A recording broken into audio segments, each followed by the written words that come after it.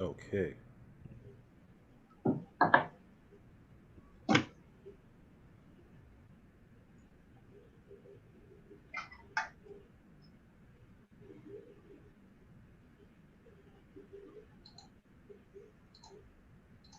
Good morning, everyone. Good morning. This is Dr. Selma Bartholomew from Legacy Pathways, Dr. B. Thank you so much for your patience. If you just tried to log on a little bit earlier, there is always a technical issue that helps us to grow in this video conferencing space. So I appreciate your patience. I'm happy and excited this morning to have our Legacy Ed News and a very special guest, a young innovator and leader, CEO and founder Jeff Lindor from the Gentleman's Factory.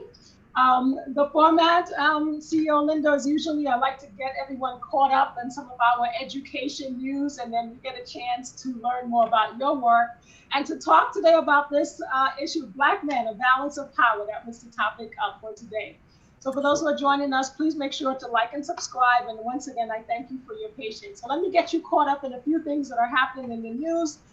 First, welcome back. Welcome back to our middle school students in New York City. Today is the first day for the reopening of in-person learning for middle schools in New York City. And so if you are a parent and you opted into middle school, I'm pretty sure you're excited. And this is important news, especially for a lot of our parents who have children with special needs.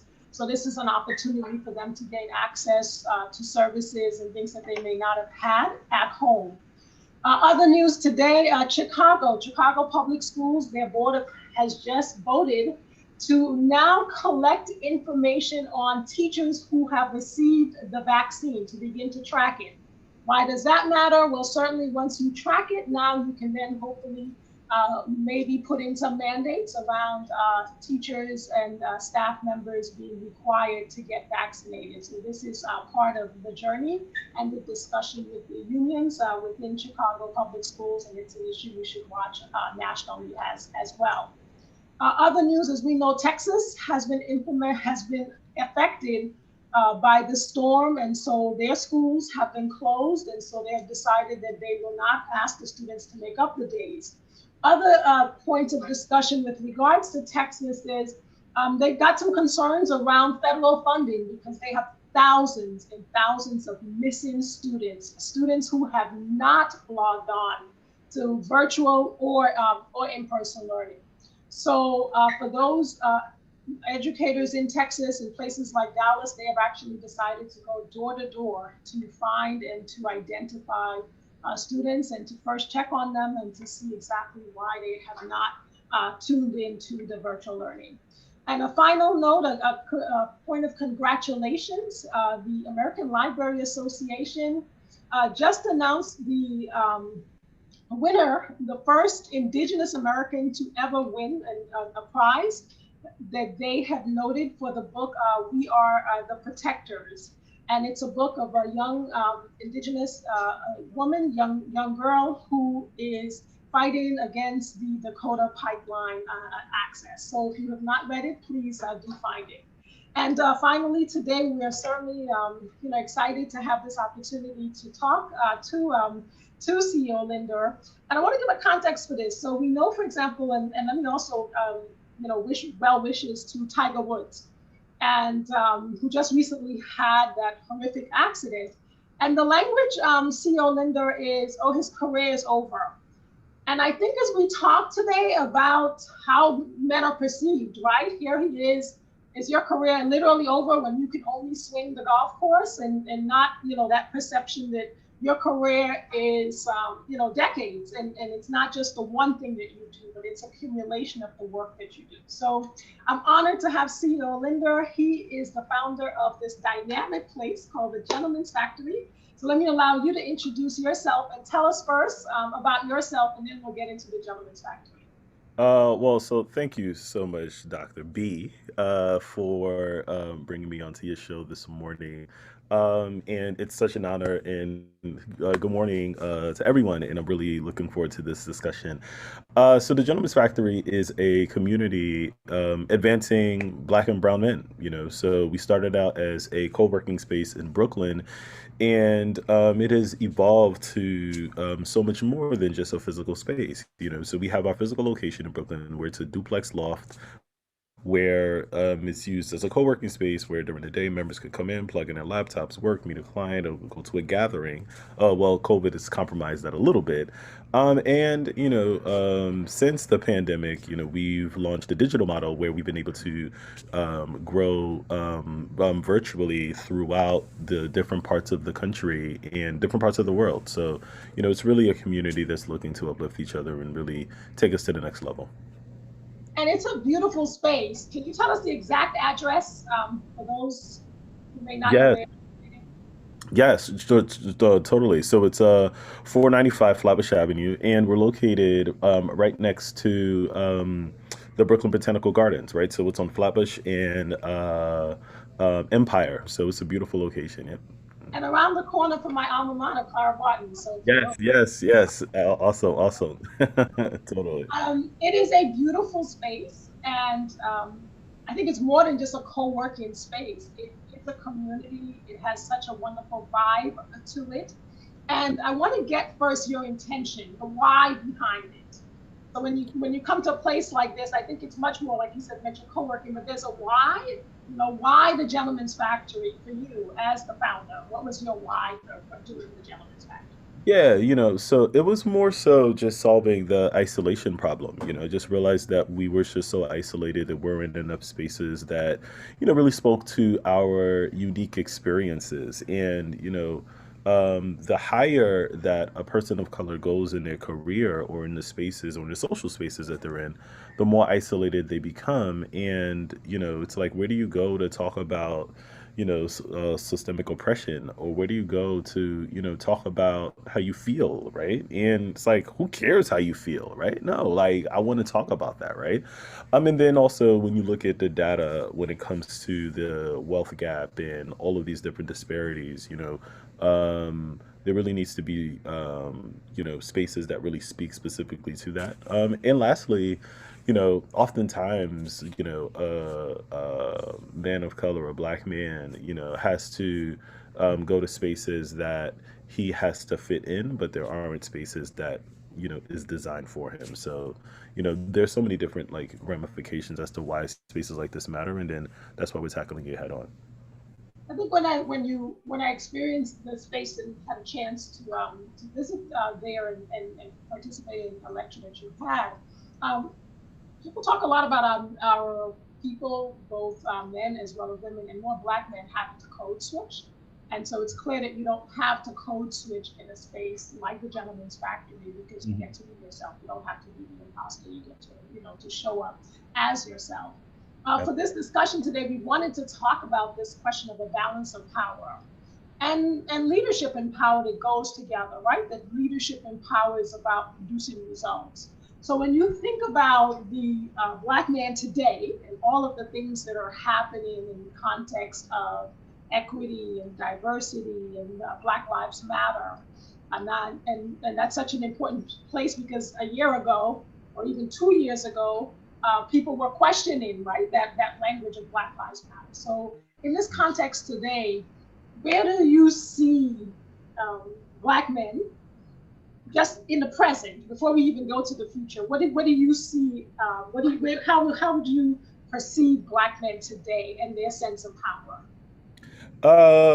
Black men today are, and as always, very powerful, but it's just the external factors and how we respond to it, right? So, I think black men today are, constantly thriving to get to the next level. And whether that next level be, hey, I want to get a PhD, or whether that next level be, hey, I want to, go to college, or I want to lose, 10 pounds because, I want to make sure that if I get COVID, that my immune system is strong, right? So, I think that, we always have this, sense of progression, but oftentimes, though, given, I guess, one's environment, progression can be compromised and also look differently, right? So what I am happy though from a brand lens and from when you look at entertainment and the visual aspect of the black male in terms of what mass media displays, we do see though that you see key figures such as Sean Carter, Jay Z. This week, he had did a big merger with Louis Vuitton and Moet Hennessy, where now he's partnering with them on a 50% deal with his company. So it's those things that are really inspiring because you're saying, oh wow, you know what, like we have like we're like seeing constantly seeing black men thriving, right? So even in New York City, there's two black men, Eric Adams and Ray McGuire, running for mayor, etc. Right? So Mhm. now, it is very encouraging just to see so many different, facets of the black male experience progressing outside of just entertainment. And then if it is entertainment, you're seeing how the entertainers are transitioning into a business lens, and then that's certainly encouraging. So our future is going in the right direction. I think as I consider it in terms of present day, and as you mentioned, entertainment and the motivation that we have as a community, and what motivates individuals to want to move forward. I do think there's a caution around some of the entrapments, right? And it makes you think, well, you've got to have all the money, you've got to have, all of that not that you should not have a life of luxury, but it just feels sometimes like an entrapment piece. And we sometimes lose sense of the other motivations, the purpose and the destiny of what it means to, right, to be a black woman, what it means to be a black male. And so as you engage in the work at the gentleman's factory, you know, what do you see in terms of shifting motivations? Is it the entrapments, and is that okay, or should we be looking at something else as we look forward? Yeah, like I think that it's really the holistic approach, right? Someone said this in I don't remember where I read it, right? But they said that oftentimes black men deal with trauma by trying to obtain wealth, Mm, right? So it's like, a lot of us get our validation by how much money we have in our pocket, right? For which money is very important, and money gives access and it creates opportunities, etc. But that's not everything, right? Because those who have money, without having the other intangibles, realize that they're so empty inside because money doesn't solve every single problem. So what we do at the Gentleman's Factory is, with the content that we produce, it's really holistic. So yes, we have like workshops, events on like acquiring real estate and the stock market, and like just really talking about like wealth creation. But then we also, like last night, we had two physicians come in to talk about the vaccine, right? And also talking about men's health, and saying, hey, you know what? Encouraging all of our members at the Gentleman's Factory to get a primary care physician. So that's just an example of just the variety of different information that we put out there, because we want because we obviously want you to make money, but then we also want you to be healthy holistically. And last thing that I'll say about this is that a healthy man has many wishes, but a unhealthy man just only has one wish, and that's to get healthy, right? So it's really making sure that we're holistic in our approach. that is such an important mindset, because I think I love the piece around validating who you are. So absolutely money matters. I'm not going to say it does not matter. I'm an entrepreneur and fighting every single day for access and opportunity and fair contracts. I was watching an interview the other day of Samuel L. Jackson, and he said, when you have the money, it reduces a lot of stress. And we know that as a people, we've been denied, right, so much of that, the wealth and the story of the American dream. But I do think it's so important, as you shared, in terms of that holistic motivation. I want to get to the question of validation, though, because I do think that when there are all of these different perceptions of Black men, it's just as how there are different perceptions of Black women, right? The Black woman, hey, you're aggressive, or those things and those stereotypes that we're constantly pushing against. As I work with our schools and we work with our children, especially our boys and our girls too, there is this word around validation or respect. And it is a big idea in our community, especially when we feel denied.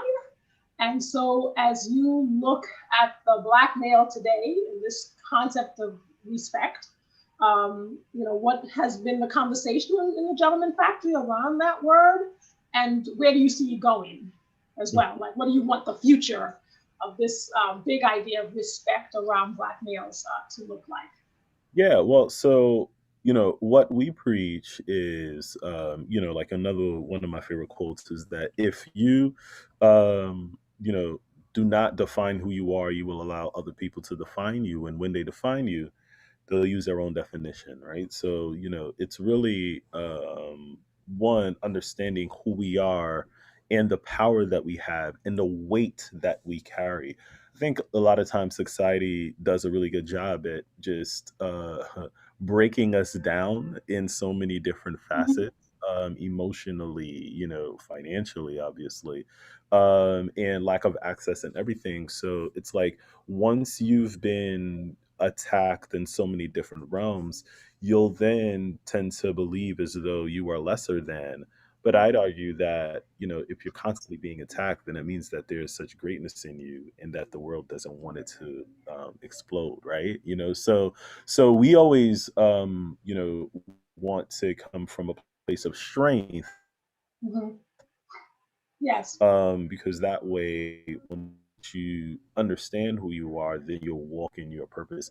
So, and then that also commands respect, right? That commands respect because the most powerful thing is a Black man and woman that can't be moved by external factors, right? And then that's where a lot of strength is in their power. absolutely. And I also think that I think you hit it so well. When you are constantly being attacked, then you feel criticized. And you, right, when you feel criticized, then you feel this need to validate who you are. And we have to now be okay with the critics, and we have to be okay with saying that as we stand in your power and take ownership of that leadership and take ownership of your power, that it's okay to get to have critics. And Yep. there's not a single person who has achieved anything in this world and not had critics. There's not a single leader, male or female leader, that we can look back at the past from any and everybody, from Malcolm to, if you don't necessarily, to George Washington, to Ben Franklin, to, to any and every leader that we've had, to elevate, or any and every person has had a critic.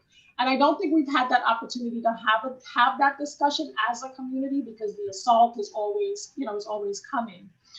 Tell us a little bit first, because I'm mindful of the time. First, for anybody who's listening, please make sure and like and subscribe. We so appreciate that.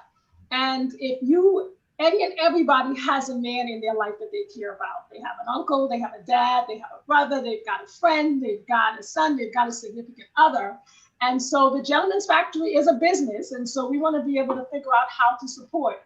Yep. And so is it a membership that you have to have in order to participate in the space and to be a part of the Gentleman's Factory community? Yes, indeed. Yeah. So like there is a membership fee associated, and in that, what a member gets, and if they live in New York, get access to our facility where you can use as a location for you to work or for you to connect socially distant, like safely, with a fellow gentleman. But in addition to that, it's also we have a digital membership for those who are, live outside of Brooklyn or New York City, where what the offering is access to our digital community, and we actually have four live events per week. And tonight, we have our monthly pitch competition where we give $1,000 to the winner, right? And so there's so much opportunities that occurs in so many different live events, and it's just a really powerful community where you can build with. So if anyone is interested, they could just go on our website, fill out an application. There is also a brief interview process where the main goal is we're both interviewing each other. So we want you to know, hey, like, Gentleman's Factory, what are our values? What do we do? What do we stand for? Where are we going? And then we also want to get to know you too, right? To see if this is a good fit, right? So, yeah, so all of our information is online. I love the Gentleman's Factory. I so appreciate the work that you're doing, not just in Brooklyn, but throughout the city and also internationally, because it's a space and the fact that you can actually have conversations, right? That men to men are having conversations. And I don't like the stereotypes when people say, oh, it's only women who like to talk. There are plenty of women who don't talk. And men who don't talk as well. It's a question Yep. of being able to create that space. So for our viewers, I wanted you to share that information because oftentimes on Father's Day, on Valentine's Day, we're thinking, oh, what do we give, right? Give a membership to the Gentleman's Factory. Support Yep. our young CEOs and the founder, Jeff Lindor, and or put it on your list, for the holidays that are coming up. It's a few months away, but it creeps up on us. So this is an excellent opportunity to create community, but it's also a space where men are supporting men. And it is an absolute gem. It gives me goosebumps to just think that there's a place like that for brothers supported by brothers. My final question for you today is recognition. Recognition. So as we think about the balance, of power, if you could look ahead and see what the Black man, would be recognized for, 10 years from now, 20 years from now, what do you want to say as you think about the work that you've been engaged and the paradigms that you've been engaged with, just in terms of shifting people's mindset about who we are? Well, how do you want the Black man to be recognized 20 years from now? As innovators, right? There's so many great ideas that are stimulating right now. As a result of the pandemic, people have time to think, So we at the Gentleman's Factory, we have an incubator where we're, providing different, workshops and trainings and partnerships on how do you turn your idea into an enterprise.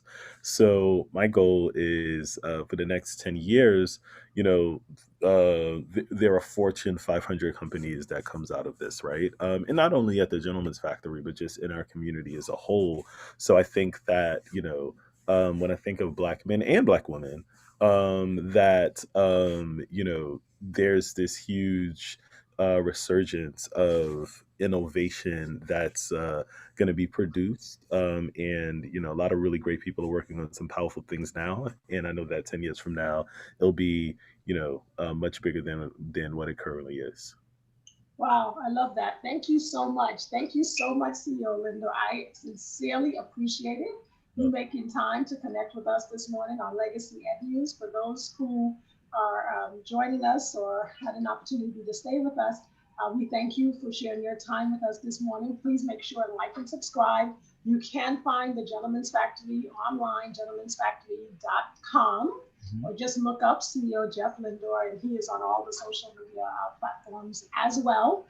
And let's remember to show our support and to certainly get those loved ones in our lives memberships, or get them to buy a membership as well. I think, right, that to be able to truly, make a space for Black men in the future. And I love that view of the elevation of the thinking as we look forward. Once again, to our audience, thank you again. We look forward to seeing you. A couple of upcoming events. Yes, we will do our Legacy Ed News next week, and then we have a special session for Women's Month in March. March 11th, we're doing our webinar around women leadership. April, we're doing transformational leadership, and so we've got a dynamic calendar planned. And we thank everybody for watching and for connecting, and we wishing you a great day. Please do continue to stay safe. Thank you.